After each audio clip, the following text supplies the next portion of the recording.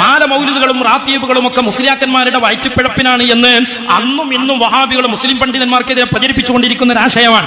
ഒരാളെ വഹാബിയത്തിലേക്ക് മൗലവിമാർ തെറ്റിദ്ധരിപ്പിച്ചു കൊണ്ടുപോയാൽ ആ തെറ്റിദ്ധരിപ്പിക്കപ്പെട്ട സാധാരണ മുസ്ലിമിന്റെ മനസ്സിൽ വഹാബി പുരോഹിതന്മാർ ആദ്യം കൊടുക്കുന്ന ഷഹാദത്ത് കലിമ മുസ്ലിയാക്കന്മാർ ചൂഷകന്മാരാണ് എന്നുള്ളതാണ്, മുസ്ലിയാക്കന്മാർ തട്ടിപ്പന്മാരാണ് എന്നുള്ളതാണ്. അങ്ങനെ മുസ്ലിയാക്കന്മാരുടെ ചൂഷണത്തിന്റെ തെളിവ് തേടി ഏതൊക്കെ കച്ചിത്തുരുമ്പ് കിട്ടുമോ അത് മുഴുവനും വഹാബികൾ ദുരുപയോഗം ചെയ്യുന്നതും നമ്മൾ കാണുകയാണ്. ഇപ്പൊ നോക്കൂ നിങ്ങൾ, സോഷ്യൽ മീഡിയയുടെ കാലമാണ്. ആ സോഷ്യൽ മീഡിയയുടെ കാലത്ത് വഹാബികൾ ഓരോ അനക്കങ്ങളും ചലനങ്ങളും എങ്ങനെയൊക്കെ ദുരുപയോഗം ചെയ്ത് സമൂഹത്തിലെത്തിച്ച് മുസ്ലിംമാരുടെ ചൂഷണം സമുദായത്തെ ബോധ്യപ്പെടുത്താനുള്ള അധര വ്യായാമങ്ങൾ നടക്കുമോ എന്ന് അന്വേഷിക്കുകയാണ്. ബഹുമാനപ്പെട്ട ഖുറത്തു തങ്ങൾ പാപ്പ അല്ലാഹു ദറജ ഉയർത്തി കൊടുക്കുമാറാവട്ടെ, ബഹുമാനപ്പെട്ട സയ്യിദ് അവർകൾ മരണപ്പെടുകയാണ്. ആ മരണപ്പെട്ട അവിടുത്തെ ജനാസ അടക്കം ചെയ്തു ആ ഖുറത്തു തങ്ങൾ പാപ്പ വിശ്വസിച്ചതുപോലെ, അവിടുത്തെ കുടുംബം വിശ്വസിക്കുന്നത് പോലെ, അവിടെ നിന്ന് അംഗീകരിക്കുന്ന ആയിരക്കണക്കായ അവിടുത്തെ അനുയായികളും ശിഷ്യന്മാരും വിശ്വസിക്കുകയും മനസ്സിലാക്കുകയും ചെയ്യുന്നത് പോലെ അദ്ദേഹത്തിന്റെ ജനാസകളോട് മുസ്ലിം സമുദായം ആദരവ് കാണിച്ചിട്ടുണ്ട്.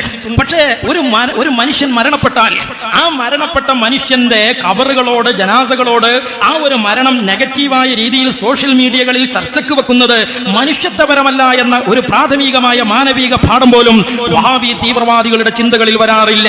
അത് രോഗാകുമ്പോഴും വരാറില്ല, മരണമാകുമ്പോഴും വരാറില്ല. നിങ്ങൾ നോക്ക്, മഹാനായ ഇ.കെ.എസ്. മുസ്ലിയാർ, ആ ഇ.കെ.എസ്. മുസ്ലിയാർ മരണപ്പെടുമ്പോൾ പോലും ബഹുമാനപ്പെട്ട ഇ.കെ.എസ്. മുസ്ലിയാർ ഖദ്ദസല്ലാഹു സിർറഹുൽ അസീസ് തങ്ങളുടെ ഒരു ഫോട്ടോ, ഒരു പത്രം കൊടുത്തത് വഹാബി സ്വാധീനത്താൽ വഴിതെറ്റി സഞ്ചരിച്ചിരുന്ന കാലത്ത് ആ പത്രം ബഹുമാനപ്പെട്ട അസമുസ്ലിയാരുടെ ഫോട്ടോ മരണവാർത്തയായി കൊടുക്കുമ്പോൾ രോഗാതുരമായ സമയത്ത് വളരെ ക്ഷീണിച്ച് ശോഷിച്ചു പോയ ബഹുമാനപ്പെട്ട അസമുസ്ലിയാരുടെ ഫോട്ടോയാണ്.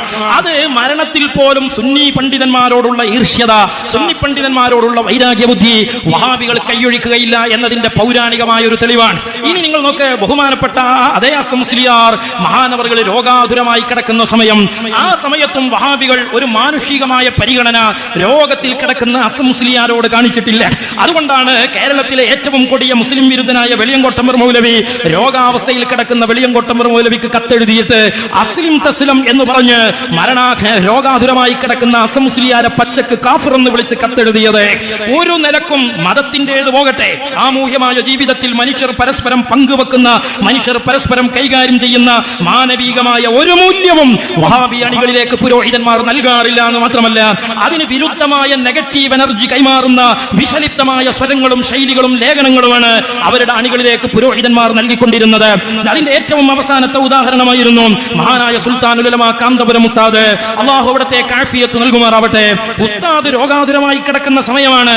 ആ സമയത്ത് കേരളത്തിലെ ഒരു വഹാബി മൗലവിയല്ല, സകല വഹാബി പുരോഹിതന്മാരും തെരുവുകൾ മുഴുവനും നടന്നുകൊണ്ട് ആ രോഗാതുരാവസ്ഥയിൽ കിടക്കുന്ന മഹാനായ ശൈഖുനയുടെ വിശ്വാസം ചോദ്യം ചെയ്യുകയാണ്. ബഹുമാനപ്പെട്ട ഉസ്താദ് ഭൗതികമായ ട്രീറ്റ്മെന്റ് നടത്തിയതിന്റെ പേരിൽ ഉസ്താദിനെ പരിഹസിക്കുകയാണ്. യഥാർത്ഥത്തിൽ ഈ നാട്ടിൽ ഹോസ്പിറ്റലുകൾ നടത്തുന്ന പണ്ഡിതനാണ് ബഹുമാനപ്പെട്ട കാന്തപുരം ഉസ്താദ്. ഹോസ്പിറ്റലിൽ പോകാൻ പാടില്ല എന്ന് പറഞ്ഞ പണ്ഡിതനല്ല. പക്ഷേ ജനങ്ങൾക്കിടയിൽ തെറ്റുദ്ധരിപ്പിച്ച് മുസ്ലിം പണ്ഡിതന്മാർ കറാമത്തും മുഅ്ജിസത്തും ഒക്കെ ഉമ്മത്തിനെ പഠിപ്പിക്കുന്നത് ഈ സമുദായത്തെ ചൂഷണം ചെയ്യാനാണ് എന്ന് വരുത്തി തീർക്കാനുള്ള അജണ്ട മഹാനായ കാന്തപുരം ഉസ്താദിന്റെ രോഗാവസ്ഥയിൽ അവർ പ്രകടിപ്പിക്കുകയാണ്. ഒരു മൗലവിയല്ല, സകല പുരോഹിതന്മാരും ആ സമയത്ത് കേരളത്തിന്റെ തെരുവുകളിൽ ആറാടുകയാണ്. ഒരു പുരോഹിതൻ പറഞ്ഞത് എന്താണ്, ഇനി കാന്തപുരം ഉസ്താദ് കൂടുതലൊന്നും നടക്കൂല എന്നാണ്. ഏതാണ്ട് ഹസറായിൽ റൂഹ് മൗലവിന്റെ കൈ കൊടുത്തിക്കണെന്നുള്ള രീതിയിലാണ് സംസാരിക്കുന്നത്. അതേ മൗലവി പിന്നീട് മറ്റൊരു ഹോസ്പിറ്റലിൽ അഡ്മിറ്റ് ചെയ്യപ്പെടുകയാണ്. അങ്ങനെ അഡ്മിറ്റ് ചെയ്യപ്പെടുമ്പോൾ നമുക്ക് തിരിച്ചു ചോദിക്കാം, ജർമ്മനിയിൽ നിന്ന് മരുന്ന് കൊണ്ടുവരുന്ന ജിന്നുണ്ടായിട്ട് എന്തിനാ പിന്നെ രോഗിയായ മൗലവി കോയമ്പത്തൂർക്ക് പോണത്? ആ ജർമ്മനിയിൽ പോണ ജിന്നിന് കോയമ്പത്തൂർ പോയി മരുന്ന് വാങ്ങി വരാൻ വലിയ പ്രയാസമൊന്നും ഉണ്ടാവില്ലല്ലോ എന്ന് തെരുവിൽ മൈക്ക് കെട്ടി ഒരു രോഗാവസ്ഥയെ സ്വന്തം ആശയപ്രചരണത്തിന്റെ വേദിയാക്കി മാറ്റാത്തത് ഞങ്ങൾ പ്രതിനിധാനം ചെയ്യുന്നത് ഇസ്ലാമായതുകൊണ്ടാണ്. നമ്മുടെ പ്രബോധനം ഇസ്ലാമിക പ്രബോധനമായതുകൊണ്ടാണ്. പക്ഷേ ഇപ്പോൾ നോക്കൂ നിങ്ങൾ, കാന്തപുരം ഉസ്താദിന്റെ ഹോസ്പിറ്റൽ വാസത്തിന്റെ ശേഷം മഹാനായ ഖുറത്തങ്ങൾ പാപ്പ വഫാത്തായി. ആ വഫാത്തായതുമായി ബന്ധപ്പെട്ട് അവിടുത്തെ ഖബറിന്റെ ഫോട്ടോകൾ എടുത്തുകൊണ്ട്, ബഹുമാനപ്പെട്ട ഖുറത്തങ്ങൾ പാപ്പായുടെ പ്രസംഗ ക്ലിപ്പുകൾ എടുത്തുകൊണ്ട്, ബഹുമാനപ്പെട്ട ഖുറത്തങ്ങൾ പാപ്പ മറ്റു മന്ത്രിച്ചോതുന്ന ക്ലിപ്പുകൾ എടുത്തുകൊണ്ട് ഒരു മനുഷ്യൻ മരണപ്പെട്ട് ആ കുടുംബത്തിന്റെ വേദനയൊന്ന് ശമിക്കാൻ പോലും കാത്തു നിൽക്കാതെ സോഷ്യൽ മീഡിയയിൽ ഒരു സയ്യിദിനെ, ഒരു പണ്ഡിതനെ, അവിടുത്തെ കുടുംബത്തിന്റെ വികാരം പോലും മാനിക്കാതെ കുതിര കയറുകയാണ്. ഈ രാജ്യത്ത് മനുഷ്യത്വം തൊട്ടു തീണ്ടിയിട്ടില്ലാത്ത വഹാബി പരീക്ഷകളെ. അതിന്റെ ഭാഗമായി ഇപ്പൊ എന്താ വലിയ പ്രശ്നം? ബഹുമാനപ്പെട്ട കുറത്ത് തങ്ങൾ പാപ്പാന്റെ മഖാമ് മറവ് ചെയ്തപ്പോ എങ്ങനെയായിരുന്നു, പിന്നെങ്ങനെയാണ്, ഇപ്പോൾ അങ്ങനെയാണ് എന്ന് പറഞ്ഞു കണ്ടാണ് വലിയ പ്രചാരണം നടത്തുന്നത്. ഇതൊക്കെ വലിയ കോളാണ്, ഇതൊക്കെ വലിയ ആനക്കാരിയാണ് എന്ന് വിശ്വസിച്ചു പോകുന്ന ചില ദുർബലരുണ്ടാകാം. സഹോദരങ്ങളെ, അങ്ങനെ ചോദിക്കുകയാണെങ്കിൽ മഹാനായ നബി സല്ലല്ലാഹു അലൈഹി വസല്ലമ തങ്ങളെ മറവ് ചെയ്യുന്ന സമയത്ത് നമ്മൾ ഇന്ന് കാണുന്ന പച്ചക്കുബ്ബ ഉണ്ടോ? ഇല്ല. ഈ കാണുന്ന പച്ചക്കുബ്ബ മുത്തുനബിയെ മറവ് ചെയ്യുന്ന കാലത്തില്ല എന്നതുകൊണ്ട് ആ പച്ചക്കുബ്ബ മതവിരുദ്ധമാകുമോ? എങ്കിൽ ആ പച്ചക്കുബ്ബക്ക് ഇപ്പോഴും പെയിന്റ് അടിക്കുന്ന ആ റൗളയുടെ ചുറ്റുഭാഗത്തുമുള്ള ബാരിക്കേഡുകൾ കോടിക്കണക്കിന് രൂപ ചെലവിട്ട് സ്വർണ്ണമാക്കി നിർമ്മിക്കുന്ന അവിടുത്തെ ഭരണകൂടത്തെ അല്ലേ ഇവർ എതിർക്കേണ്ടത്? ആ ഭരണകൂടത്തെ അല്ലേ ശിർക്കിൽ കൊണ്ടുപോയി തള്ളേണ്ടത്? അപ്പോ എന്തെങ്കിലുമൊക്കെ കച്ചിത്തുരുമ്പ് നോക്കി മുസ്ലിം സമുദായത്തെ തെറ്റായ രീതിയിൽ തെറ്റിദ്ധരിപ്പിക്കാനുള്ള ശ്രമങ്ങൾ നടക്കുകയാണ്.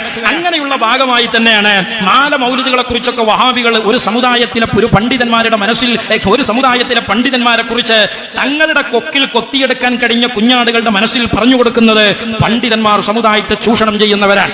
ഇത് സ്ഥാപിക്കാൻ വേണ്ടി മലബാറിലെ വഹാബികൾ ഒരു ലഘുലേഖ അടിക്കുകയാണ്.